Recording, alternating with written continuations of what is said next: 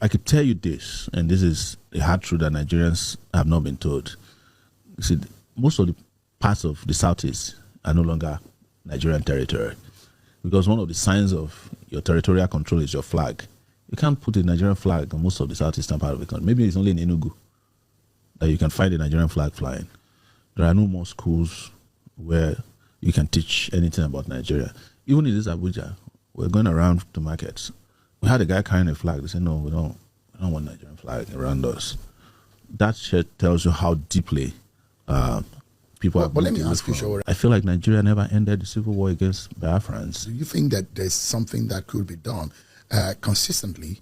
And you know very much how Americans take the Black American history. Yes. And in some part of, in some states in America, they pay attention to their curriculum to study Black American history. Yes. And there's the Civil War.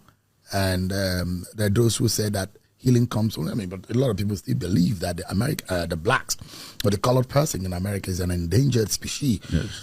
But in South Africa, we saw what happened. In Rwanda, we saw what happened. How reconciliation and healing could happen. I'm not sure we've had a national conversation about the Nigerian Civil War of between 1966 and 1967 to 1970. Yeah, 70. Yeah, that's true.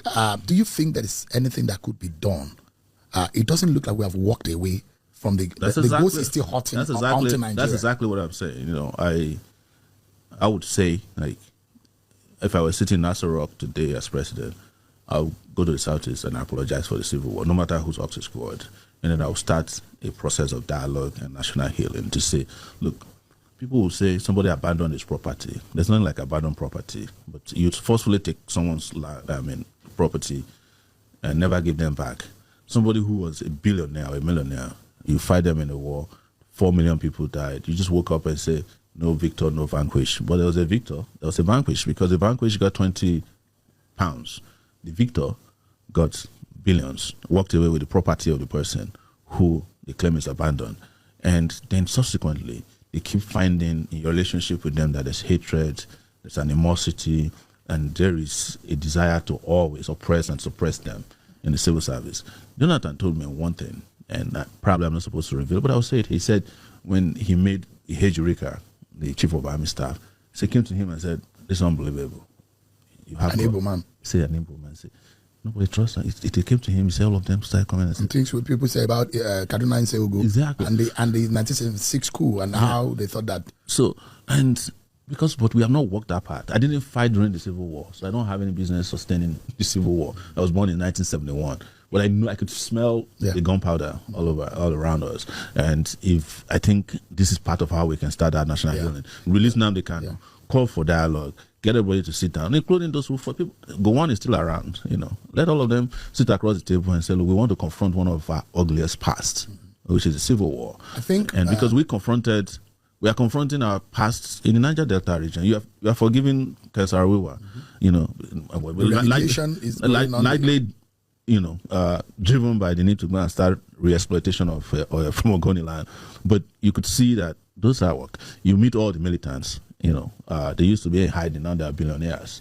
Tompolo just donated 10 billion naira to Delta State. He's probably richer than Delta.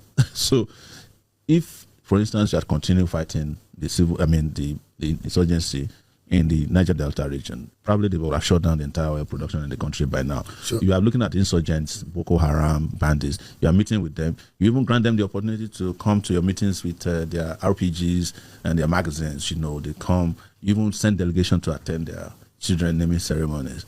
And then there's a guy whose only weapon, regardless of what they tell you, that you could provide in public is a radio broadcast.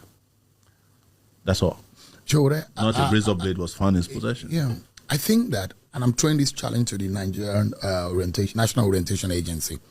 They are different. I'm a student of literature, and you can sit down and critique any work of literature that anybody does. They are different, and I have maybe like half a dozen of the record of the perspectives of the Nigerian Civil War from everybody. Those who were in the military then, those who suffered the heat of those who were on the receiving side, and those who were on the other side of that Civil War. I think that we should have a national account there are different accounts of the Biafran War, of the Civil War, and I think that we should come up.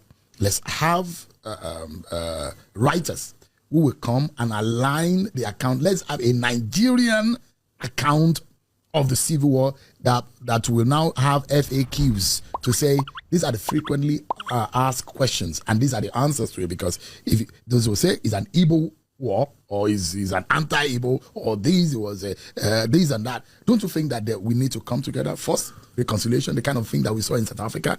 Let's have a national moment of reconciliation and healing, then have a unified account about the Nigerian Civil War, then have incorporated as part of civic studies in our education curriculum, such that students are compulsorily made to study it from primary to secondary and to the university, what has happened in our past and our history, don't you think? Well, we need to restore history back to our curriculum. I mean, real history. I think it's been done. Well, I'm not sure if it's been practically, it's been announced as a policy, but I'm not sure. You have to see what the history books are first before you can say those are history books. Because don't forget, there was a time in this country that under the military, they banned Kensarawiwa books simply because they had a problem. But what I want to tell you, beyond what you've recommended, these are just glossaries to what needs to be done. There must be, and this is serious, that first you have to stop the abuse. You have to, by way of what you have recommended, which is national healing, stop the suspicion. And thirdly, you have to ensure that you demilitarize. Yes, there's nobody who feels safe in the Niger Delta region. I mean, in the southeastern part region. I could tell you this, and this is a hard truth that Nigerians have not been told. You see, most of the parts of the southeast are no longer Nigerian territory, because one of the signs of your territorial control is your flag. You can't put a Nigerian flag on most of the southeastern part of the country. Maybe it's only in Enugu that you can find a Nigerian flag flying. There are no more schools where you can teach anything about Nigeria. Even in this Abuja, we're going around the markets. We had a guy carrying a flag. They said, no, we don't want Nigerian flag around us. That shit tells you how deeply people are. But let me ask you, Sowore, the case of Nnamdi Kanu is before a Nigerian court. Yes. And, when this has happened, it handicaps anyone from taking any political decision. Nobody is handicapped by, let me tell you, and you know this, the politicians who repeat this garbage, they themselves do not allow the courts to determine their fate. I mentioned to you before that this current president, Tinubu, was undergoing trial at the Code of Conduct Bureau. Have you ever studied how it ended? It ended because it's always seek political solutions.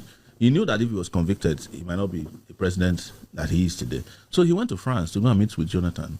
A meeting organized, I think, was by Shaguri, or there's another guy who is close to Atiku, one of those Italians.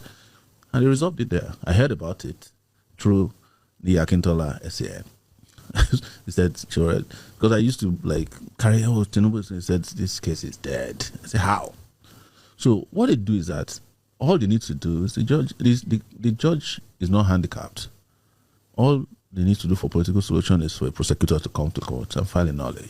You are not prosecute. Yes, it's to say, look, the power of the state to withdraw. We're submitting a motion today that we no longer want to continue this process. That is what you think the Attorney General should do immediately.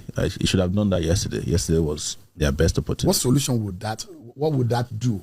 It immediately de-escalates tension. It provides an opportunity for dialogue immediately.